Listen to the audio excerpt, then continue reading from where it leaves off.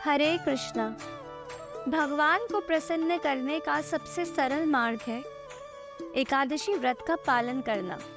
एकादशी व्रत का पालन करने से स्वयं भगवान श्री कृष्ण हमें अनेक लाभ प्रदान करते हैं, किंतु फिर भी भगवान के अनन्य भक्त इस व्रत का पालन किसी फल पाने की इच्छा से नहीं, बल्कि केवल एक ही उद्देश्य से करते हैं, जो है भगवान की भक्ति पाने की हेतु। वैदिक गणना के अनुसार वर्ष में 24 एकादशी आती है, परंतु 32 महीने बाद जब अधिक मास आता है तो 2 एकादशी भी बढ़ जाती है, जिनमें कृष्ण पक्ष की एकादशी का नाम है परम एकादशी। एक बार युधिष्ठिर महाराज ने भगवान श्री कृष्ण से पूछा, हे भगवान, कृपया करके बताएं कि अधिक मास में कृष्ण पक्ष की एकादशी का नाम क्या है। इस एकादशी व्रत को कैसे करना चाहिए। यह सुनकर भगवान श्री कृष्ण ने कहा, राजन, अधिक मास में कृष्ण पक्ष में जो एकादशी आती है उसे परम पुरुषोत्तमी हरि बल्लभम या कमला भी कहा जाता है। यह एकादशी बुद्धि तथा मुक्ति देने वाली है।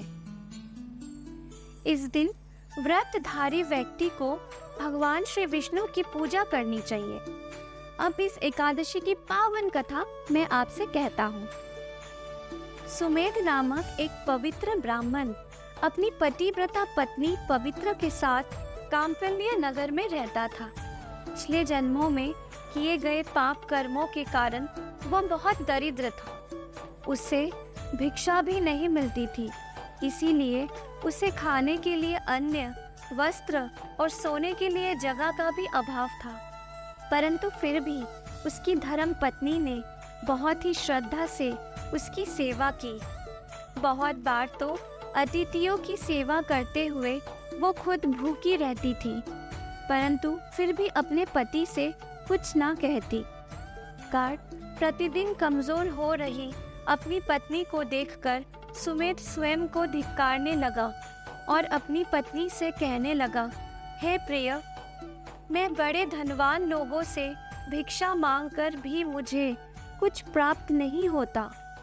क्या मुझे परदेश जाकर धन प्राप्त करना चाहिए? शायद जो मेरे नसीब में होगा वो मुझे प्राप्त हो जाएगा। इस पर उसकी पत्नी पवित्र ने कहा, आप जैसा बुद्धिमान यहाँ पर कोई भी नहीं है। दरअसल जो भी प्राप्त होता है वो पूर्व जन्मों के अनुसार ही हमें मिलता है। लगता है पूर्व जन्मों में आपने और मैंने कोई पुण्य ही नहीं किया, जिससे इस जन्म में हमारी ये स्थिति है। स्वामी, मैं आपके बिना नहीं रह सकती। कृपया आप कहीं ना जाए। जो भाग्य में लिखा होगा वो यही मिल जाएगा। यह सुनकर सुमेध ने परदेश जाने का विचार त्याग दिया। ऐवे योग से एक दिन कौरण्य ऋषि वहां पर आए। उन्हें देखकर सुमेध और उनकी पत्नी अत्यधिक प्रसन्न होकर उन्हें प्रणाम किया। उन्हें आसन देकर योग्य प्रकार से उनकी पूजा की और उनकी क्षमता के अनुसार उन्होंने ऋषि को भोजन दिया। फिर पवित्र ने ऋषि को पूछा, हे मुनिवर, हमारी दरिद्रता कैसे दूर होगी? धन प्राप्ति के लिए मेरे पति परदेश जा रहे थे, परंतु मैंने उन्हें जाने नहीं दिया।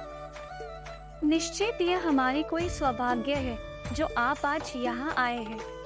कृपया ऐसा कोई उपाय बताएं जिससे हमारी दरिद्रता दूर हो जाए।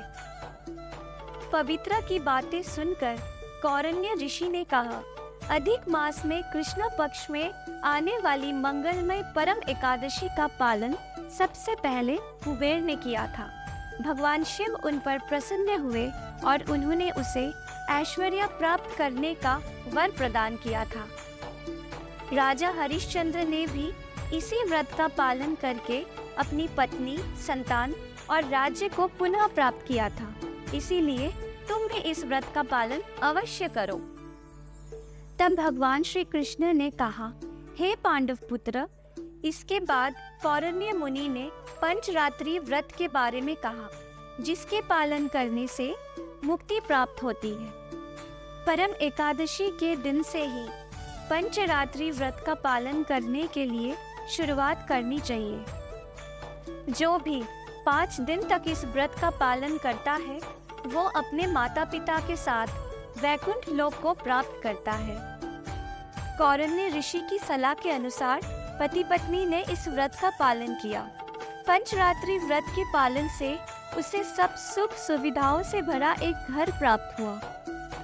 श्री कृष्ण ने कहा, सभी महीनों में श्रेष्ठ अधिक मास में आने वाली पद्मिनी और परम, ये दोनों एकादशी मुझे बहुत प्रिय है।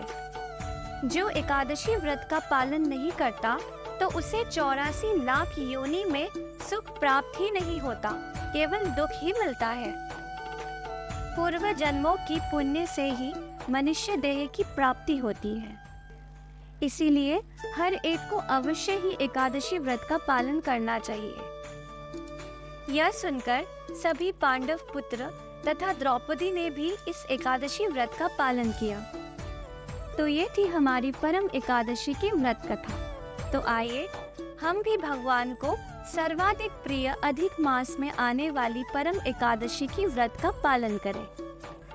परम एकादशी की आप सभी को हार्दिक शुभकामनाएं। धन्यवाद। हरे कृष्णा।